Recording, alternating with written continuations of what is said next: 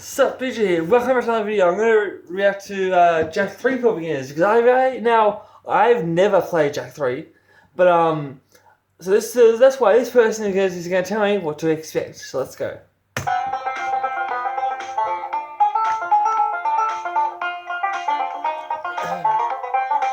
So Jak 3 came out in 2004 and everyone was like, Wait a second. It came out in 2004. I never had a chance to play it. Oh well. the game was a great success, mainly for adding more interesting elements and not messing with the Jak 2 gameplay and structure winning formula. The game acted as the final chapter of the Jak series, Okay. a grand conclusion to the duo's epic. No, we don't talk about that one. Get it out of here. Hang on. A grand conclusion It to the says- duo's epic. What about PlayStation 2? Only on PlayStation. Jack's to the Lost Frontier. What's so bad about that one?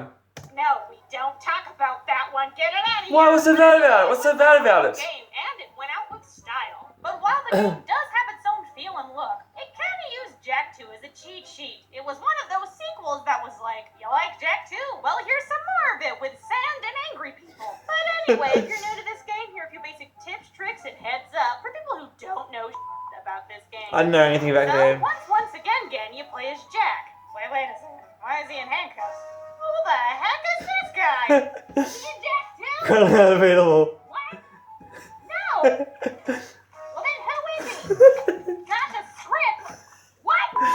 Alright. Please stand the by. events of Jak 2, Haven City kinda gets poo-poo and everyone blames Jak for some reason. Well, whatever happened, he gets banned into the wasteland by Count Beaker, the evil dude that the game pretends was in Jak 2, but we all know he wasn't in Jak 2. As Jak wanders around the desert and almost reaches death, he is saved by the Wastelanders, a group of city outcasts, and brought to Spartacus, the only Okay. civilization outside of Haven City's walls. It is soon revealed that a dark alien race stuff thingy, I don't know, it's unclear. It's quickly approaching Earth and is going to bring the apocalypse. Also, evil robots are destroying everything for some reason. And the metalheads are back too. Really? Did anything positive come from the aftermath of Jak 2?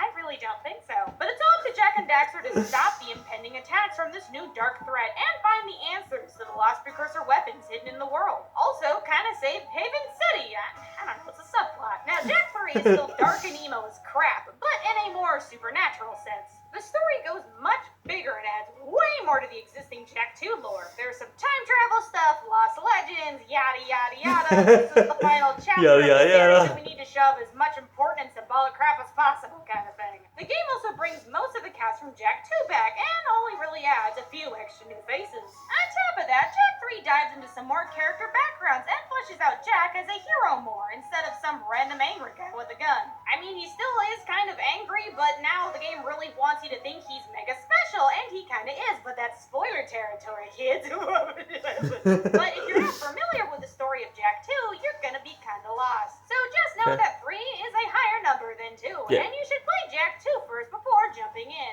That's what I was planning to do on our channel anyway. Alright. Okay, so the game structure is identical to Jak 2. You're still in an open world with missions in many games, and Okay. you play as Daxter a few times. But Oh. only a few times, because let's not forget who the real star is, okay? Yeah, Jak. But I did cover this stuff in the Jak 2 video, so if you haven't watched that yet, go take a look. I already It's have. in the description below. Now, the main thing Jak 3 changes is nothing. No, guys, for real, they don't change anything at all when it comes to the game structure and how things progress. Yeah, I wasn't kidding around when I said Jak 2 acted as a cheat sheet. But the biggest difference I can really point out here is the Wasteland. While Haven City is still in the game, it's noticeably smaller and more janked up and unlocked around 1/5 into the game. But Jak 3 adds a whole new area that you'll be spending half of your time in. Now, if you thought Jak 2 had lots of driving...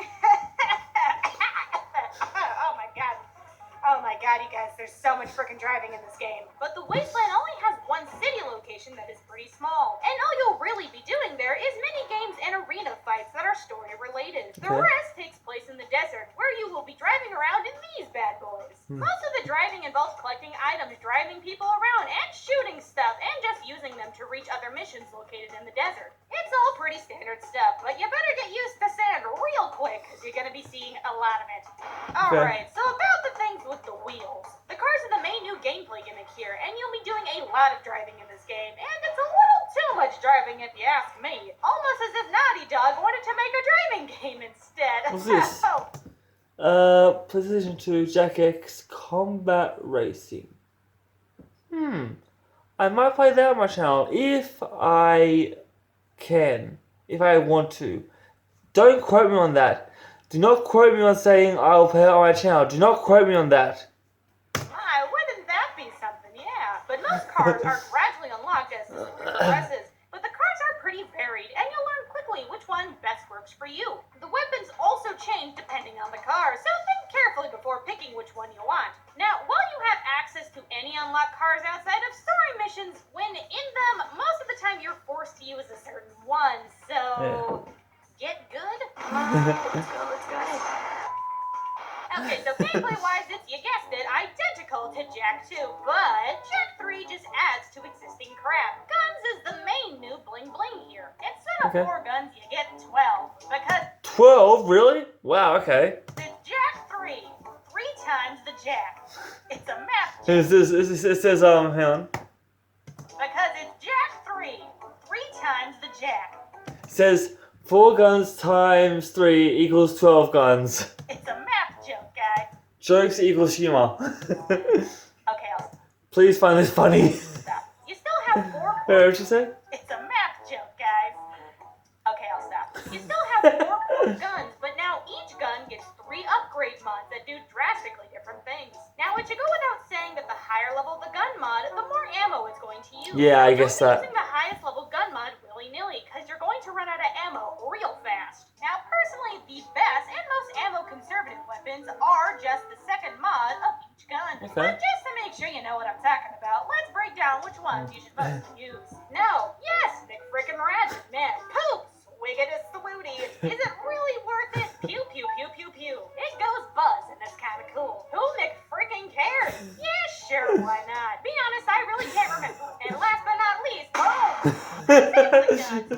Who freaking cares? Step 3 introduces Light Jak, aka it's still kind of spooky looking, but in a more homely way. He glows, guys. It's kind of symbolic. Now, while Dark Jak is still around and used a little more in this game, Light Jak takes the main stage and is needed to pass certain levels in story missions. Now, don't worry if you have the right upgrades and whatnot. All Light Jak abilities are given to you as you progress through the game. And it's pretty obvious when you're supposed to use Light Jak powers because there are light vents everywhere. Really? Story mission stuff aside, what's neat about Light Jak is that his powers are mostly defensive abilities and they can get you out of a tight jam. Okay. Try to remember to use them, like the time slowdown ability and the health regenerate, because the game kind of forgets to remind you that you can use Light Jak as long as you have stuff in your light meter.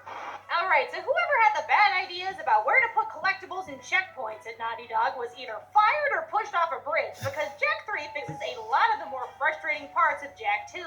Now, there are still precursor orbs just chilling, but now they are in the hub world or in places that are easy to get back to. You'll be seeing them everywhere, and always pick up ones when you get the chance. The game's secret unlockables can now be bought rather than gradually unlocked, so you can pick and choose which secrets you want to buy once they become available. But out of all of the things to get, buy Unlimited Light Jak when you can. Just do it. It's cool. Shut it off. And the Do bad it. idea guy is at the bottom of the lake right now because they didn't screw it up. The checkpoints are a little better as well. Still some meaty challenge going on, but now failing missions and being set back for something really dumb is less likely. Now guys, please trust me, I promise it's better. Alright, so here are a few tips and things you should probably know before you get started. When using the blaster gun or the yellow gun, spin in midair and fire to do a spin attack to hit all the things. Also, did I mention the hoverboard is back? Yeah, it's in here, guys. Good. Doing a spin trick on the hoverboard will give you a brief boost of speed. Also, a lot of the precursor orbs are in places that can only be reached by using the hoverboard. Okay. So, yeah, it's kind of useful in this game, guys. Destroying enemy cars in the wasteland will give you a speed boost power thingy, and you'll be needing them for sure. Cool. Don't be afraid to go on the offensive, kiddo. Oh god, why? Jak's health gets bigger over the course of the game. Good. God, you're gonna grow into a man, kid. A big, strong, angry man. There's a neat Light Jak infinite flying glitch. Link in the description below so you too can break the game in holy style. Everything is a lot more hostile in this game, be careful. Haven City is a total wreck, and there are enemies everywhere, and all the people in Spartacus will shoot you buns if you accidentally hit them. The Hopper car is personally the best and fastest way to get around, mainly because you can do this.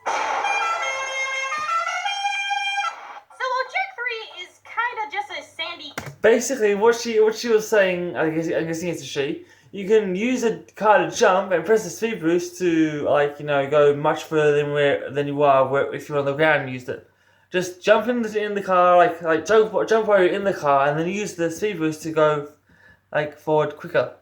Basically, it makes you go forward quicker than if we're on the ground. So yeah, and also this person's YouTube name is Super Butterbuns. Don't ask me why. Ask her if you want to know.